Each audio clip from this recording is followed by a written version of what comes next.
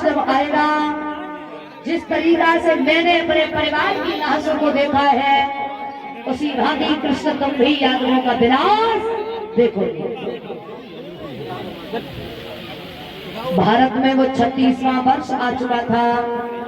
सभी यादव विनाश की तरफ बढ़ने लगे हैं। कोई मदिरा का सेवन करने लगा, कोई जुआ खेलने लगा है। तो भगवान श्री कृष्ण की छत्र छाया में सभी यादव जब धनाढ्य बन जाते हैं, तो 4 महीना दुर्वासा ऋषि को द्वारिका धाम में रखा है बरसात के दिन व्यतीत करने के लिए। दुर्वासा ऋषि उसी द्वारिका धाम में रुके हैं। तो महाराज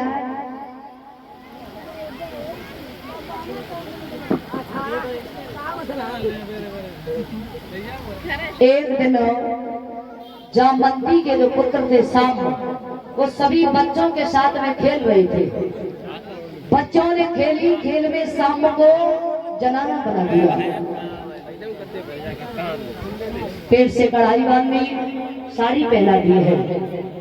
दुर्वासा ऋषि ये पास में लेकर के गए हैं, कहा कि महात्मा जी ध्यान योग में देखो इस देवी के गर्भ से कौन जन्म लेगा।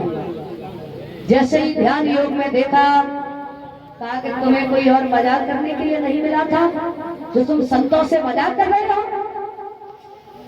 इसके गर्भ से यादवों का विनाश पैदा होगा। जैसे ही साड़ी को हटाया तो कढ़ाई की जगह पर कठोर मूसल उत्पन्न हो गया है। उस मूसल को लिया है, उस मूसल को लेकर के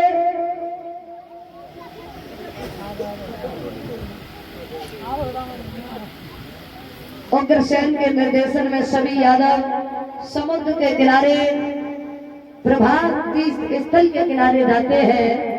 तो मूसल को घिस घिस करके चट्टानों पर बहाने लगे हैं।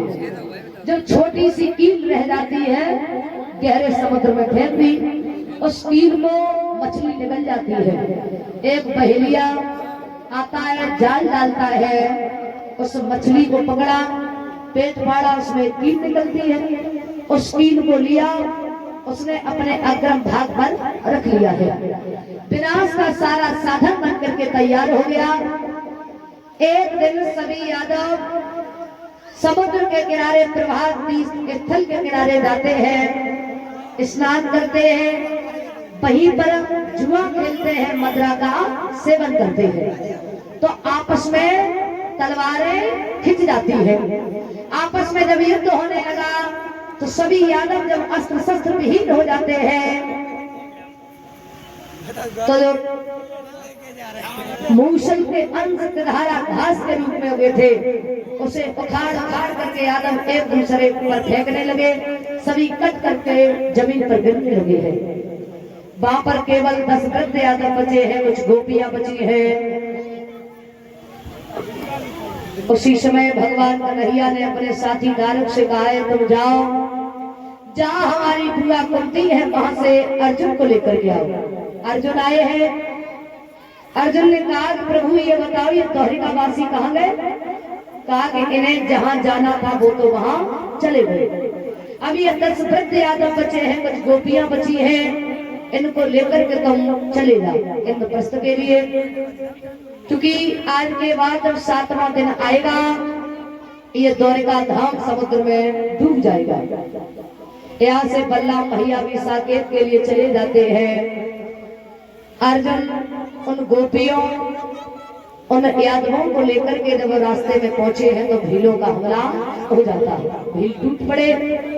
अर्जुन बाण चलाते हैं लेकिन बाण लक्ष्य का भेदन नहीं करते हैं। अर्जुन हताश हो गए। गोपियां नदी में कूद जाती है, अपनी आत्महत्या कर लेती हैं। अर्जुन यहाँ से वापस लौट जाते हैं। भगवान कन्हैया जाकर के कदम के वृक्ष में लेट गए तो भगवान के पैर का पदम हिरण के नेत्र की भांति दमक रहा था। एक जरा नाम का बहेलिया आंखें टकराता हुआ आया, उसने भगवान के पैर को नहीं देखा। जैसे ही उसने बाण चलाया तो भगवान के पैर का पदम फट जाता है। भगवान के मुंह से दर्दीली आवाज निकलती है।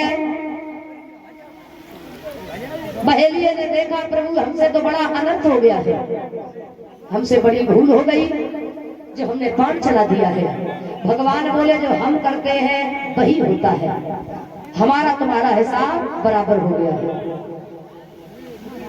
क्योंकि ये जरा नाम का बहेलिया त्रेता में ये बाली था, तो भगवान ने छुप करके इसके ऊपर बाण चलाया था, तो कहा कि हमारा तुम्हारा हिसाब बराबर हो गया।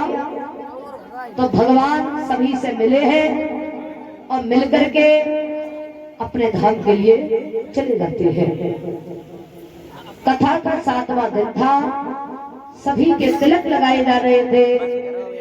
तक्षक नाग महाराज परीक्षित को डसने के लिए चला है, गुरु धनवंतर जिंदा करने के लिए चले हैं। रास्ते में भेंट होती है, तक्षक बोले हम तो महाराज परीक्षित को डसने के लिए जा रहे हैं। धनवंतर बोले हम जिंदा करने के लिए जा रहे हैं। कहा तो हमारे तुम्हारे दो हाथ यहीं पर हो जाए। तक्षक ने जैसे ही वृक्ष में फुसकार मारी, वृक्ष जल गया। धनवंतर ने जैसे ही नजर घुमाई, वृक्ष हरा भरा हो जाता है। धनवंतर तक्षक समझ जाता है कि गुरु धनवंतर यदि पहुंच गए तो अवश्य ही महाराज परीक्षित बच जाएंगे, संजीव ऋषि का श्राप उल्टा हो जाएगा। सोटा बंद करके लेट गया, क्योंकि जहां तक धनवंतर की नजर जाती थी वहां तक जहर छुबंतर हो जाता था। सोटा बंद करके लेट गया, सोटा समझ करके उठाया, पीठ से लगाया, पीठ में डस लिया है। गुरु धनवंतर बोले हैं अपने चेलाओं से हमें जमीन में दबा और ढाक बजाओ। आज गुरु जी को जमीन में दबा दिया, 14 से चेला ढाक बजाने लगे हैं।